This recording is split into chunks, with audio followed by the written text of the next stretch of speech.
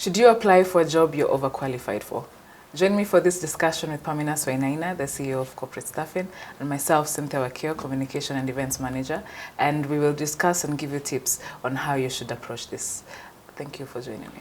Thank you, Cynthia, for having me. So, as a professional, you're job searching, it's frustrating. Yes. You see a job you're overqualified for, but a job you can do. Yeah. Should you go ahead and do that? Well, I do understand where the individual is coming from, especially when you don't have a job. But you also have to look at it from an employer perspective. Yes. So when you talk about someone being overqualified, an employer is looking at three things. Number one, your level of experience and skills compared to what they are looking for. So they could be looking for 3 years of experience and Cynthia has 7 years of experience. So even if you're able to do the job, then the number of, you are too experienced for the role. The other thing you find is the salary. Salary can be an issue.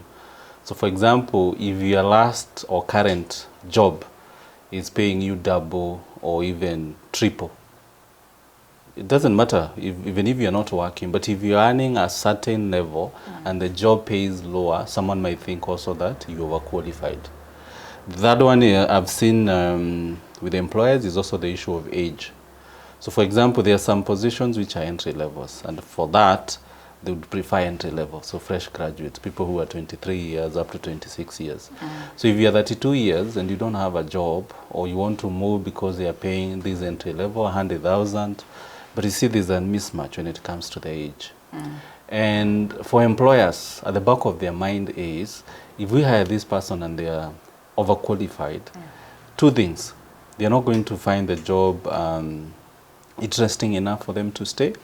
Or if it's the salary, maybe the employer is paying a lower salary, they'll think that employee will look at this opportunity as just something to mark time as they get their ideal salary.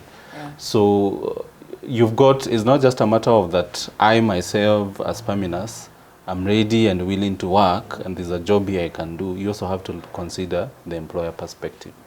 Yeah. And also it's frustrating where you keep applying for so many jobs and you're not getting feedback because of those reasons you've given. Exactly. So the question then is, should I apply? So for me the answer is yes and no. So yes, where does this apply if I'm to advise you to apply? So let's say you have 4 years of experience, let's 6 years of experience, and, and the job requires 4 years of experience. As you can see the gap, there's not much. Yes. Yeah. Or let's say you are 28 years old and the job requires someone who's 25. Again, also you're not far off. The problem would be where Cynthia, the job requires someone who's 25 years old and you're 35. For sure, they're not going to hire you. Yes. No matter what kind of skills and experience you're bringing on board. Yeah. So if salary, let's say you are earning 150,000 or 200, and the job requires, their budget is for someone who would be comfortable with 50,000 shillings. Again, you can see you are far away. Yeah. All right. Then what do you advise professionals when it comes to this? There are two ways to go about it. So let's say I'm not working and there are circumstances beyond my control. For example, I remember there's a time we had a position, it was paying 100,000 here at Corporate Staffing, not our own, but a client. And there's this candidate who had worked in the diaspora, and they're the one in 300,000. So for them, the argument was, there I was being paid as an expatriate, but I'm okay with 100,000 shillings. And so we were able to explain to the client and they saw sense. Because you could be earning 300,000 in Dubai and you're only able to save 10,000 shillings, but here you could be earning 100,000 shillings and you're living at home and all that, and you're able to make your 30,000. So it's even a better deal. Yeah. So for me, I would say, look at where you are versus what the client or the employer is looking for, and just make sure that the gap is not very wide. It should be something which is manageable. And you mentioned that bit of frustration. Frustration comes in when you keep applying for jobs where there's a mismatch, there's a big mismatch, and being overqualified is actually a mismatch. So I'd say for me, for professionals, my advice would be, it's an issue of quality versus quantity. The fewer the jobs you target where you're qualified, where you meet the expectations, you know, where there's a good match between what you've done and what the employer is looking for, the higher the chance you stand for getting an interview.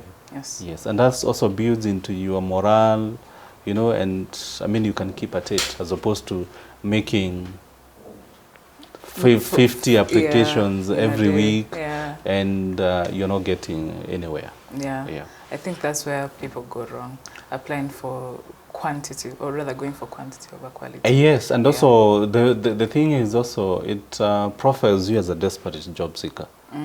And people don't like dealing with people who are desperate. Yes. So my advice is come, if it's corporate staffing services website, have a look at the job, score yourself. In fact, I tell people, just print your CV, look at what are the requirements. Yeah. 5 years, they're asking for 5 years, I have 7 years, that's okay.